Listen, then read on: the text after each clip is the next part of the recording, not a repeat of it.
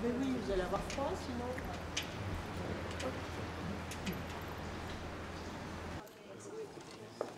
Bonjour. Bonjour. Alors, qu'est-ce que vous attendez de ce rendez-vous aujourd'hui pour la signature et la ratification de la COP 21, Oui, qui sont deux d'abord, temps différents. ce Conseil environnement arrive au bon moment parce que nous sommes maintenant à quelques jours du 22 avril, c'est-à-dire de la date de signature à New York de l'accord de Paris. Et je vais m'adresser donc à mes homologues en tant que présidente de la COP 21 pour leur demander trois choses. La première, c'est que bien évidemment nous attendons les chefs d'État et de gouvernement le plus nombreux possible. Et le président de la République française d'ailleurs aura l'occasion de leur redire au Conseil européen du 18 mars. Et c'est le souhait aussi de Ban Ki-moon que vraiment l'enthousiasme de l'accord de Paris se prolonge et soit visible le 22 avril. Et les pays européens qui ont été très à l'offensive, qui ont assumé un leadership très important pour la réussite de la COP de Paris, doivent continuer à assumer ce leadership.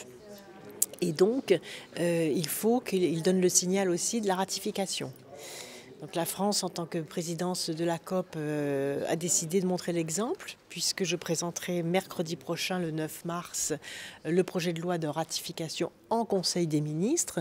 Et à partir de là, nous avons décidé, dès la signature, de passer en ratification le texte au Parlement, ce qui fait que tout sera fait avant l'été.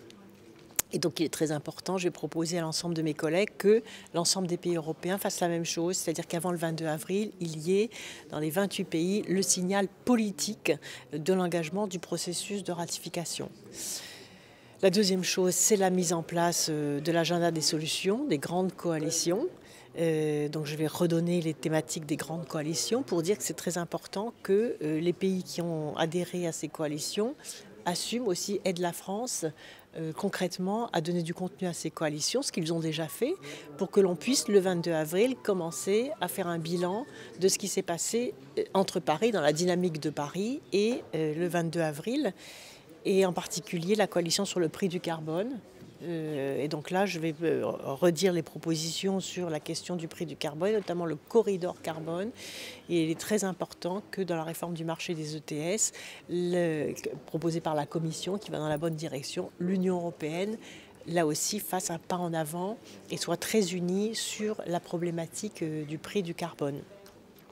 Je vais aussi évoquer la priorité qui est la mienne sur les énergies renouvelables en Afrique, pour dire que le continent africain, c'est le partenaire privilégié de l'Europe et qu'il y a là des enjeux considérables de l'accès de l'Afrique au développement, à la sécurité alimentaire, à la sécurité sanitaire grâce à l'accès aux énergies renouvelables.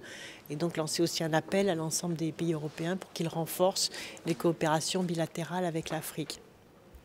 Et enfin, il y a toutes les problématiques du financement, là aussi où l'Europe est quand même le premier bailleur mondial, avec ses 15 milliards. Donc il est important de maintenir cette priorité, parce que c'est l'Europe qui a fait le lien entre les objectifs du développement durable et le climat, et les objectifs de développement et la lutte contre la pauvreté. Et donc cet enjeu-là est aussi très important. Voilà. Et puis je vais présenter un peu la journée du 22 avril, où il y aura également, en ce qui concerne le prix du carbone, une initiative de la réunion de la coalition carbone avec la Banque mondiale. Et au niveau européen, notamment pour tout ce qui est secteur hors ETS, est-ce que vous allez commencer à discuter du partage de l'effort?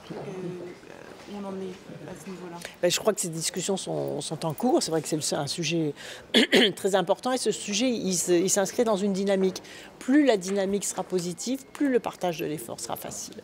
Et donc c'est dans une dynamique positive de co-construction qu'on pourra résoudre le problème du partage de l'effort. Si on est statique, c'est très difficile de partager l'effort. Si on est dans une dynamique de progrès, à ce moment-là, le partage de l'effort est beaucoup moins problématique.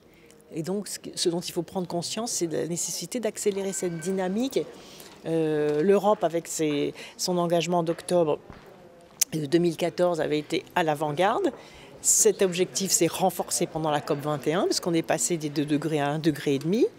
Et donc l'Europe doit garder une initiative, c'est d'ailleurs un des souhaits très forts du secrétaire général des Nations Unies que j'ai rencontré récemment, qui me dit vraiment je compte sur l'Europe pour aider la communauté mondiale à garder une initiative et une dynamique sur la question de la coalition climatique. Pour ce qui concerne d'autres sujets, aujourd'hui, les États membres vont solliciter la Commission européenne à définir, à donner les critères pour les perturbateurs endocriniens. Oui. Je sais que hier, vous avez parlé avec le commissaire du glyphosate et tout ça. Et lundi, il y aura une réunion clé des États membres pour décider en fait l'autorisation encore pour 15 ans de glyphosate. Quelle est la position de la France et qu'est-ce que vous attendez de la réunion de lundi aussi? La position de la France, c'est la position la plus environnementale. Voilà. Donc il faut que les critères de protection de la santé publique et les interdictions des produits nocifs soient extrêmement clairs.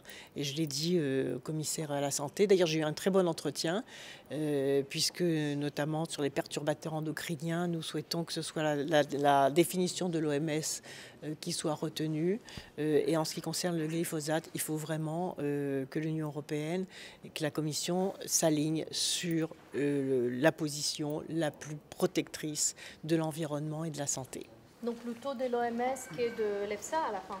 Voilà, ça. Il y a absolument. Un débat scientifique absolument, sur le sujet, absolument. Donc, la France va pousser pour la position la plus offensive et la plus protectrice possible, qui est la position de l'OMS. Donc absolument. Vous direz non contre l'autorisation encore pour 15 ans. Voilà, on dira non. Ok, merci.